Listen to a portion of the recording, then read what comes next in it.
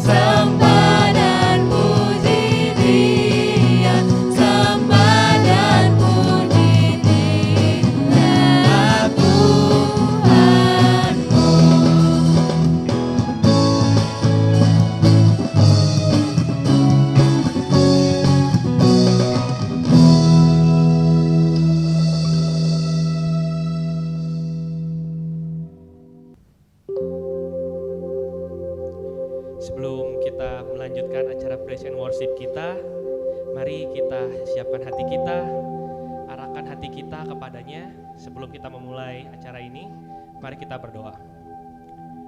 Ya Bapa, kami mengucap syukur untuk semua berkat yang Kau berikan kepada kami sepanjang tahun ini.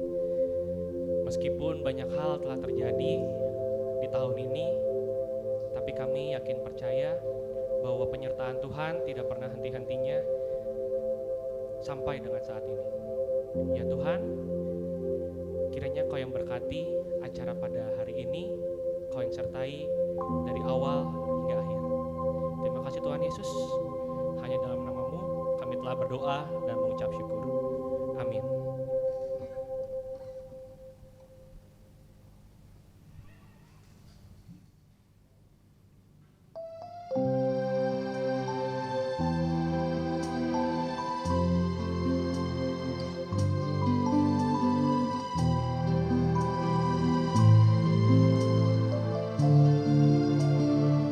Mari kita angkat pujian Allah yang setia.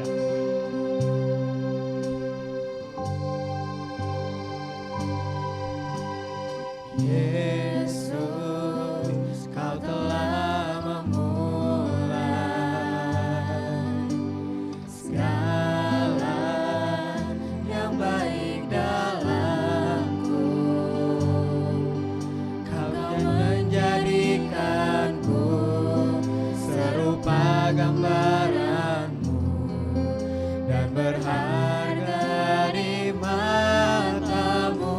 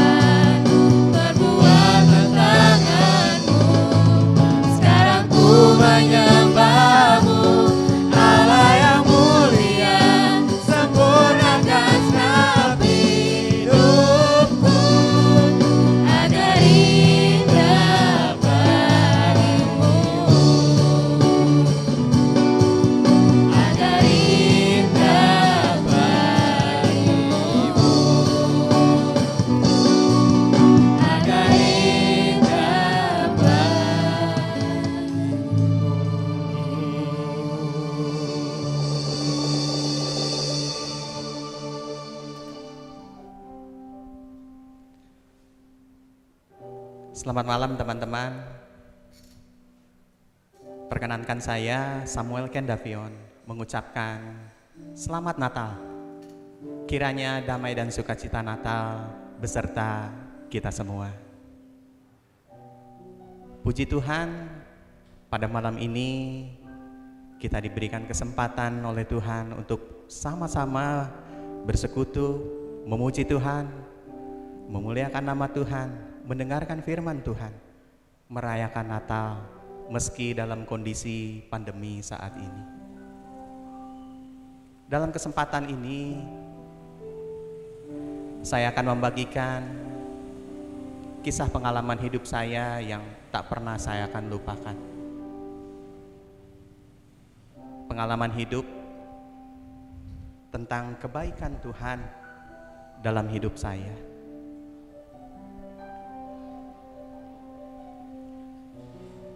Di tahun 2011 yang lalu, saya mengalami keterpurukan hidup. Saya mengalami beban yang begitu berat saat saya ditinggalkan seorang anak pertama saya. Waktu itu dia masih berumur 2 tahun, kurang 2 minggu. Dan secara mendadak, dia meninggalkan kami. Tuhan panggil. Yang saya rasakan begitu berat. Saya merasa kecewa kepada Tuhan. Yang ada di dalam diri saya hanya bertanya, Tuhan, kenapa harus aku yang mengalami ini semua? Kenapa harus saya yang mengalami ini semua? Kenapa Engkau memanggil anakku ya Tuhan?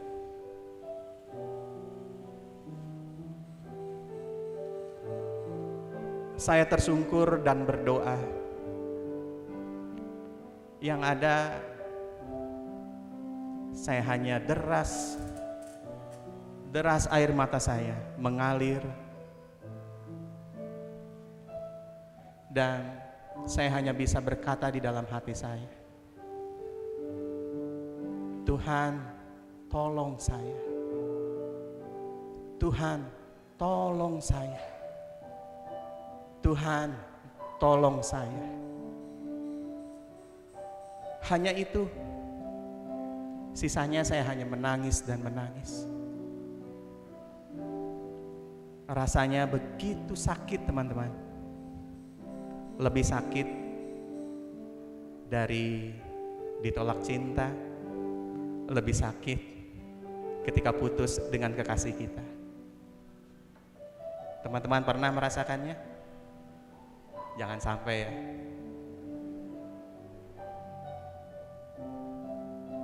Ya, belum lagi saya harus menghadapi mertua dan istri saya yang belum bisa menerima kepergian anak saya. Saya sebagai kepala rumah tangga harus dapat menguatkan hati mereka untuk tetap berpegang kepada Tuhan yang selalu memberikan pengharapan. Karena suatu saat saya akan bertemu, kita akan bertemu kembali di surga sana.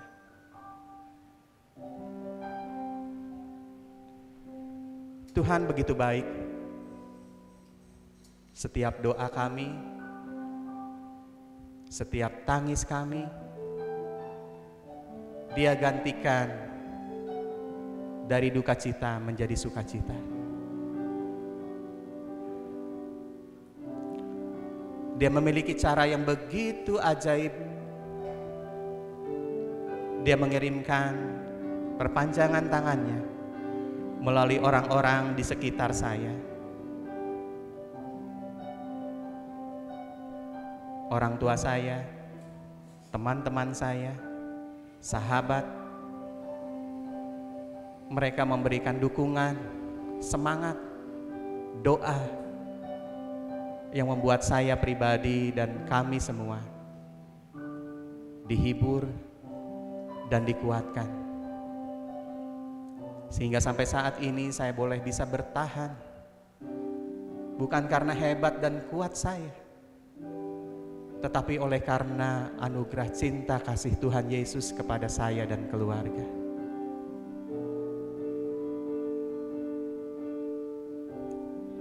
Waktu berjalan dan saya harus melewati begitu panjang. Inilah proses. Justru dari sini kami dapat melihat bahwa Tuhan tidak pernah meninggalkan kami dalam kesedihan yang berlarut. Saya pribadi menyerahkan segala kekhawatiran, ketakutan, pergumulan hidup saya kepada Tuhan. Saya berpegang kepada firman Tuhan. Saya ingat dalam Filipi 4 ayat 13. Segala perkara dapat kutanggung di dalam Dia yang memberi kekuatan kepadaku. Teman-teman, Tuhan tidak pernah memberikan pencobaan lebih dari kekuatan kita. Dia selalu ada di samping kita, di hati kita, menemani, menguatkan, menghibur.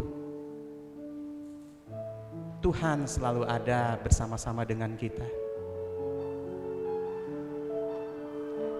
Jadi, jika teman-teman memiliki pergumulan hidup, beban hidup, serahkanlah itu kepada Tuhan. Biarlah dengan caranya yang ajaib, Dia akan menolong setiap kepedihan, beban hidup. Dia yang akan menopang, menolong kehidupan teman-teman, seperti Tuhan menolong saya.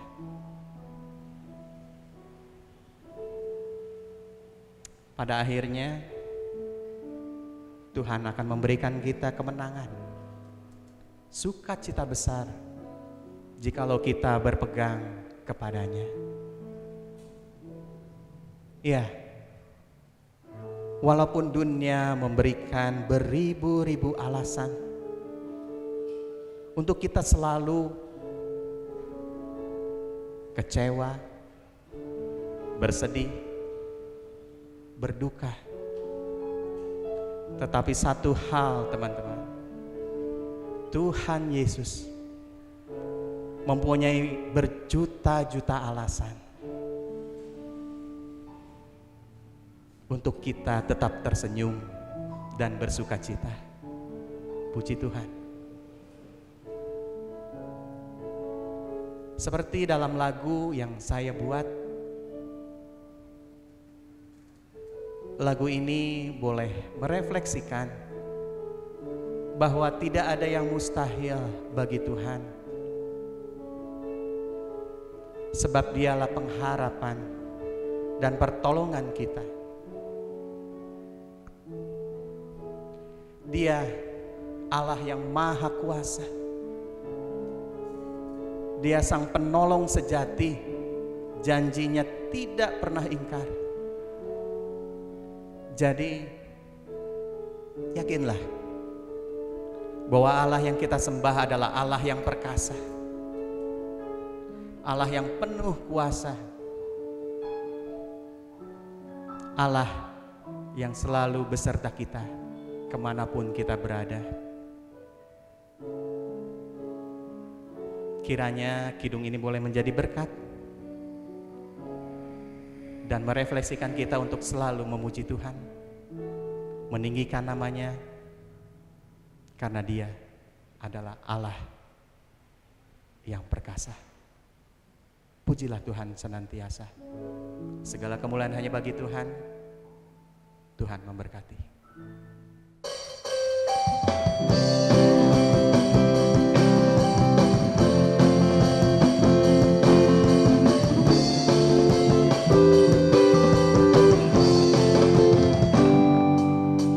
Tiada yang mustahil bagimu,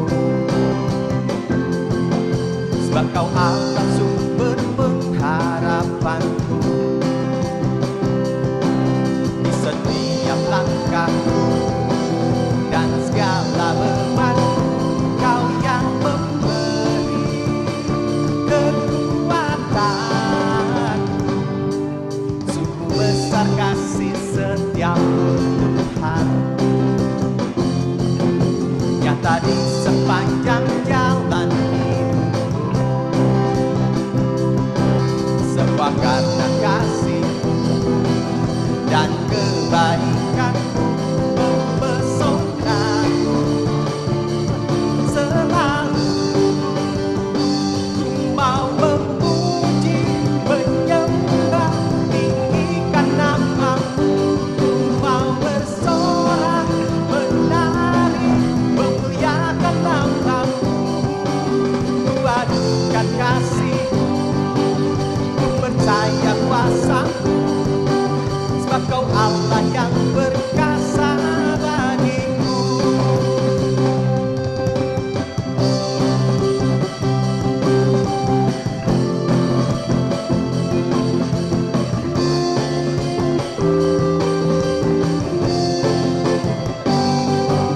Sungguh besar kasih setiamu Tuhan, nyata di sepanjang jalan hidupku. Semua karena kasih-Mu dan kebaikan-Mu mempesonaku. Selalu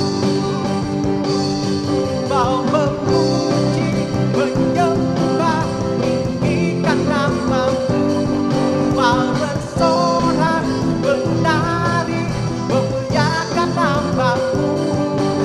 Ku adukan kasih-Mu, ku percaya kuasa-Mu, sebab Kau Allah yang perkasa bagiku.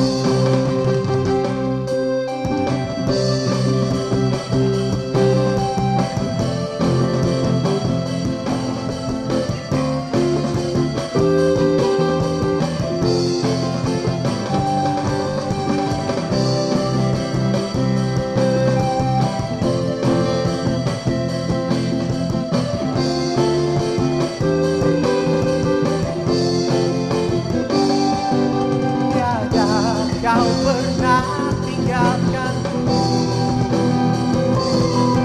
selalu besertaku selamanya. Tiada Kau pernah tinggalkanku, selalu besertaku selamanya. Ku mau memuji, menyembah, tinggikan nama-Mu. Ku mau bersorak, menari, memuliakan nama-Mu.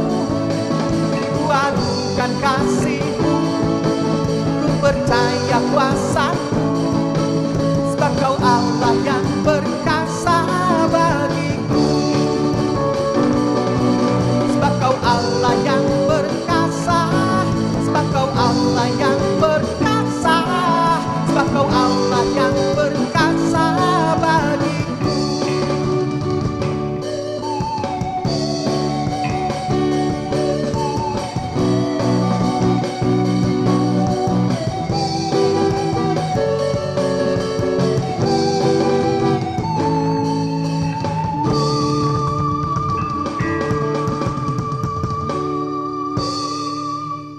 Rekan-rekan remaja dan pemuda, sebelum kita membaca dan mendengar firman Tuhan, mari kita berdoa. Bapa, kami bersyukur pada saat ini kami bisa kembali memperingati dan merayakan Natal. Meskipun kami merayakannya dari rumah kami masing-masing, kami terpisah jarak dan tempat, tapi kami percaya semua itu tidak menghalangi kami untuk kami bisa menghayati makna Natal yang sesungguhnya. Sebentar firman-Mu yang mau kami baca dan kami renungkan, biarlah firman-Mu ini boleh kembali menolong kami di dalam kami mengerti dan memahami apa yang menjadi kehendak Tuhan di dalam hidup kami. Terima kasih Bapa, berkati pelayanan firman hari ini, bila kami boleh senantiasa menjadi pelaku-pelaku firman di dalam kehidupan kami hari demi hari. Hanya di dalam nama Tuhan Yesus Kristus kami berdoa. Amin. Saudara, bacaan kita diambil di dalam Yesaya 9 ayat 2 sampai dengan ayat 6. Yesaya 9 ayat 2 sampai dengan ayat 6.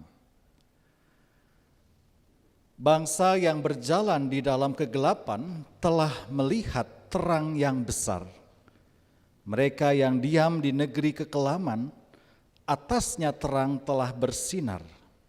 Engkau telah menimbulkan banyak sorak-sorak dan sukacita yang besar. Mereka telah bersukacita di hadapan-Mu, seperti sukacita di waktu panen, seperti orang bersorak-sorak di waktu membagi-bagi jarahan. Sebab kuk yang menekannya dan gandar yang di atas bahunya, serta tongkat si penindas telah Kau patahkan, seperti pada hari kekalahan Midian.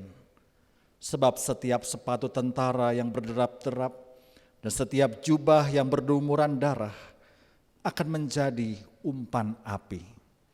Sebab seorang anak telah lahir untuk kita, seorang putra telah diberikan untuk kita, lambang pemerintahan ada di atas bahunya, dan namanya disebutkan orang, Penasihat Ajaib, Allah yang perkasa, Bapa yang kekal, Raja Damai. Demikianlah firman Tuhan. Yang berbahagia adalah kita yang mau membacanya, mendengarnya, dan memeliharanya. Ya, saudara yang terkasih di dalam Tuhan, ketika kita mau memperingati Natal dan juga ketika merayakan Natal, ada banyak simbol-simbol, ada banyak tanda-tanda atau aksesoris-aksesoris yang dipakai untuk memperingati Natal. Tentu yang paling umum pasti kita tahu ya, seperti pohon Natal yang ada di dekorasi di gereja ini. Lalu yang lain mungkin ada berbentuk lonceng ya, kemudian Sinterklas, pit hitam dan sebagainya. Nah, ada satu aksesoris saudara atau satu simbol yang seringkali juga dipajang di rumah yang mungkin sering luput dari perhatian kita ya. Apa itu saudara? Saya bawa ini dari rumah ya. Nah, saya bawa ini saudara apa? Ini adalah kaos kaki ya. Ini juga merupakan simbol Natal yang suka kita pajang atau kita taruh mungkin di pintu rumah, di pohon Natal dan sebagainya. Tapi saudara, pernahkah kita tahu sebenarnya ini kaos kaki siapa? Ini kaos kaki siapa, saudara? Mungkin yang paling sering kita tahu ini adalah kaos kaki Santa Claus. Ya. Tapi sebenarnya bukan. Ini bukan kaos kaki Santa Claus. Karena ukurannya besar lalu wah kan Santa Claus gede gitu ya, gendut, disangka ini punya Santa Claus padahal bukan saudara. Nah, simbol ini berasal dari sebuah cerita ya, yaitu ketika seorang bangsawan terjebak di dalam krisis keuangan. Di mana bangsawan ini yang tadinya makmur, kaya raya dan dia kemudian jatuh miskin. Dan dia pun harus terpaksa menjual 3 anak perempuannya. Maaf, untuk menjadi pelacur. Tindakan itu dilakukan supaya mereka bisa tetap hidup, mereka bisa punya uang, dan mereka bisa bertahan di dalam krisis. Nah, tidak berapa lama kemudian sampailah berita itu kepada seorang biarawan yang bernama Nikolas. Nikolas sangat sedih mendengar berita ini, seorang bangsawan yang harusnya hidupnya makmur tapi jatuh miskin. Dan karena Nikolas tidak tega, dan tidak ingin membiarkan mereka semua terus berdosa, maka Nikolas datang di suatu malam Natal. Dia meletakkan keping-keping emas dari atas cerobong asap rumah bangsawan itu. Keping emas itu dijatuhkan dan dia ingin membantu kehidupan bangsawan itu. Akan tetapi ketika keping emas yang ketiga dilempar dari atas cerobong atap rumah, keping emas itu jatuh di sebuah kaos kaki yang sedang dikeringkan dekat perapian rumah itu. Ketika bangsawan ini melihat tindakan Nikolas, maka bangsawan ini begitu bersyukur. Nikolas begitu peduli, Nikolas begitu murah hati, dan berita ini pun tersebar di penjuru kota. Nikolas dikenal sebagai santo yang murah hati. Jadi ketika saudara-saudara dan saya memajang kaos kaki ini, sebenarnya ini sekali lagi bukan kaos kaki Santa Claus, ya, tapi adalah kaos kaki bangsawan itu yang tadinya di dalamnya ditemukan emas, dan inilah simbol kebaikan, simbol kemurahan hati yang diberikan oleh Nikolas. Nah, saudara, memang itulah makna Natal bagi umat manusia. Natal dikuatkan, Natal pesannya disampaikan bukan hanya dari simbol-simbol yang bermuatan kebaikan, tapi juga memang berita Natal itu sendiri merupakan berita yang penuh dengan sukacita. Natal menjadi reminder, Natal menjadi pengingat bahwa Kristus lahir di dunia sebagai bentuk kasih Allah yang paling agung. Sebab dengan Natal Allah ingin dekat dengan manusia. Allah yang tadinya jauh, yang tidak tergapai oleh manusia, tapi kini dengan Natal, Yesus, Allah yang menjadi manusia lahir di dunia, dia ingin dekat, dia ingin hidup bersama-sama dengan manusia. Dan inilah saudara yang juga digambarkan di dalam Yesaya 9 ayat 1, ayat 2 sampai dengan ayat 6, di mana bagi Yesaya kelahiran Kristus berarti datangnya terang yang besar bagi bangsa yang sedang berjalan di dalam kegelapan. Ya. Jadi Israel pada waktu zaman Nabi Yesaya, Israel sedang ada dalam kehancuran, ada dalam situasi yang gelap. Karena mereka dikalahkan, mereka dihancurkan oleh Asyur. Dan kalau kita membaca Alkitab menemukan kegelapan atau kata gelap, pasti ini dihubungkan dengan situasi yang penuh dengan ketidakbaikan. Situasi yang penuh dengan dosa, hukuman, kesukaran, bahkan kematian. Tapi sebaliknya kata terang di sini merupakan lambang kehidupan yang penuh dengan anugerah. Terang lambang kehidupan yang penuh dengan pengampunan dan sukacita dan segala sesuatu yang baik. Makanya ketika Yesaya menuliskan ini saudara, bahwa terang itu datang. Terang itu tersedia bagi bangsa yang sedang berjalan dalam kegelapan. Maka terang di sini menunjukkan bahwa pribadi Tuhan Yesus Kristus yang membawa pengharapan, yang membawa pembebasan, sebab manusia sudah dikuasai oleh dosa, manusia berada di bawah kuasa dosa, dan manusia tidak sanggup menyelamatkan dirinya sendiri. Sebab dikatakan seorang anak telah lahir untuk kita. Seorang putra telah diberikan, lambang pemerintahan ada di atas bahunya, namanya disebutkan orang penasihat ajaib, Allah yang perkasa, Bapa yang kekal, Raja damai.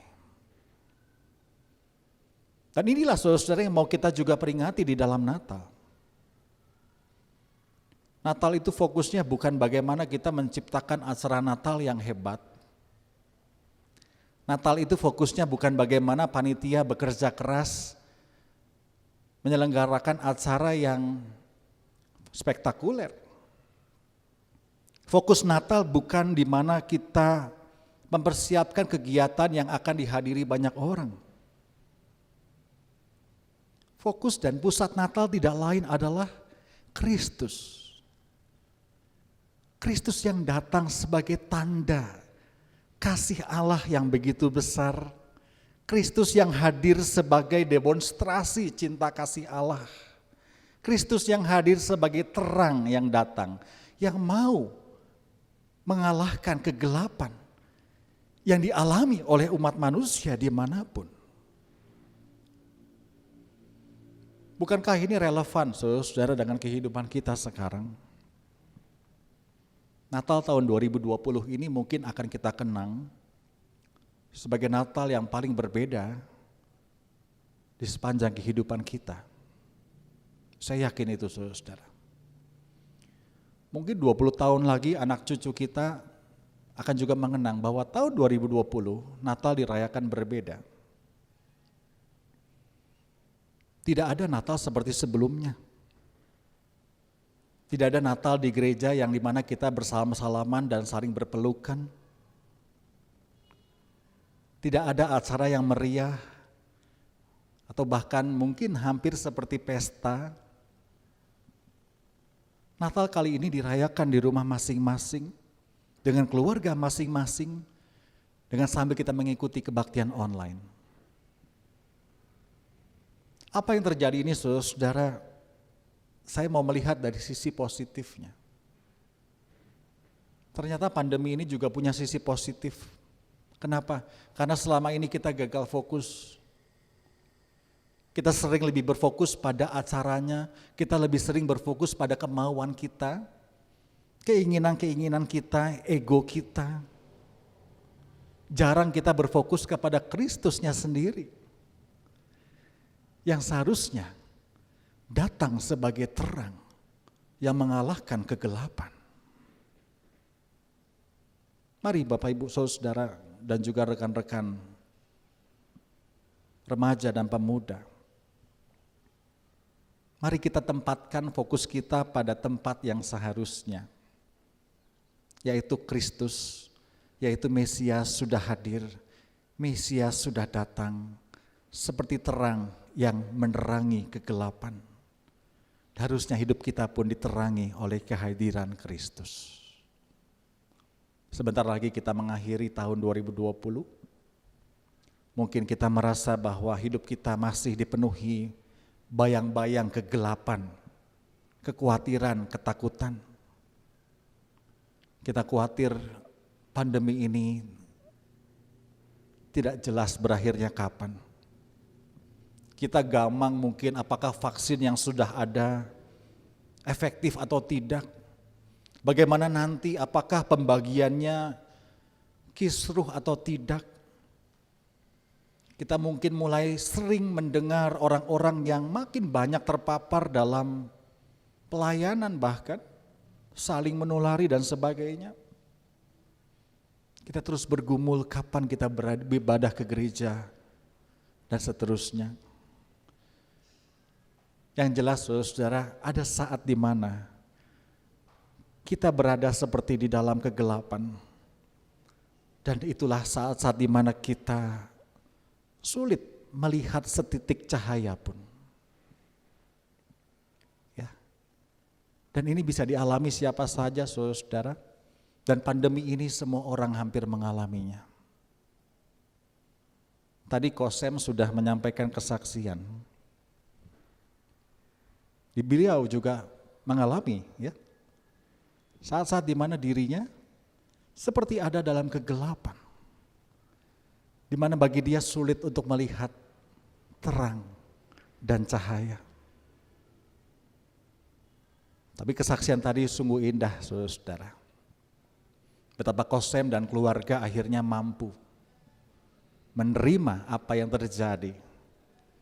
Melewati bahkan dan mengimani bahwa semua yang terjadi adalah bentuk proses Tuhan bagi kehidupan Kosem dan keluarga. Yang memurnikan, yang memantapkan imannya, sehingga kehidupannya boleh menjadi berkat dan kesaksian bagi banyak orang. Yang dituangkan tadi di dalam lagu yang juga kita nyanyikan bersama-sama. Saya percaya Tuhan yang sama juga menyertai kita hari ini dan seterusnya. Kristus yang sama juga yang dulu 2000 tahun lalu lahir. Kristus yang sama juga menyertai Kosem dan juga kita semua hari ini dan seterusnya. Kristus yang menjadi terang, yang akan mengalahkan, yang akan melawan kegelapan. Ingat saudara, kegelapan tidak akan pernah menang melawan terang. Kalau saudara duduk di rumah malam hari dan saudara membuka pintu rumah, apakah kegelapan masuk ke rumah Anda? Tidak. Kegelapan tetap di luar. Karena rumah Anda punya lampu kan, punya sumber terang. Kecuali baru lampunya dimatikan. Ketika terang itu disingkirkan baru gelapnya masuk. Jadi kegelapan tidak bisa mengusir terang selama terangnya tidak disingkirkan. Sama dengan kehidupan kita, saudara. Tuhan sudah memberikan terang kepada siapa saja yang percaya kepadanya. Kita semua sudah menerima itu. Harusnya terang itu tetap bercahaya hingga sekarang dan selama-lamanya. Asalkan kita mau tetap teguh di dalam iman dan pengharapan. Percayalah, terang Kristus akan ada tetap di dalam diri kita. Selamat menghayati Natal, selamat melanjutkan kehidupan kita. Tuhan Yesus memberkati kita semua. Amin. Mari semuanya kita menanggapi firman yang telah disampaikan oleh Pak Rahmadi tadi dengan mengangkat pujian Sungguh Indah Kau Tuhan.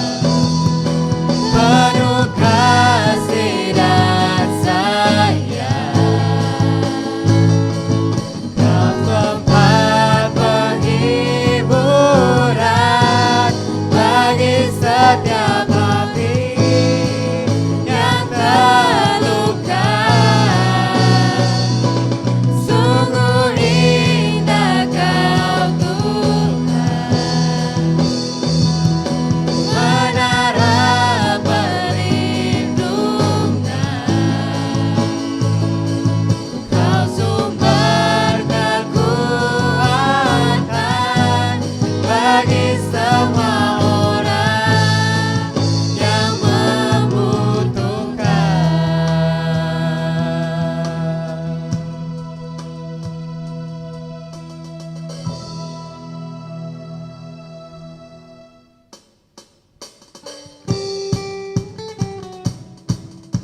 Haleluya. Puji syukur kita panjatkan kepada Tuhan karena berkatnya kita bisa memuji dan memuliakan Tuhan bersama. Saat ini kita sudah ada di penghujung acara Praise and Worship pada hari ini. Firman Tuhan sudah ditaburkan, pujian dan penyembahan telah kita naikkan. Kami percaya Allah telah berperkara dalam hidup kalian. Namun jangan berhenti di sana sebab Tuhan rindu untuk memakai kalian sebagai pegangan tangannya untuk menyebarkan kabar sukacita yang penuh sukacita. Mari sekali lagi kita rayakan hari lahirnya Sang Juru Selamat ke dunia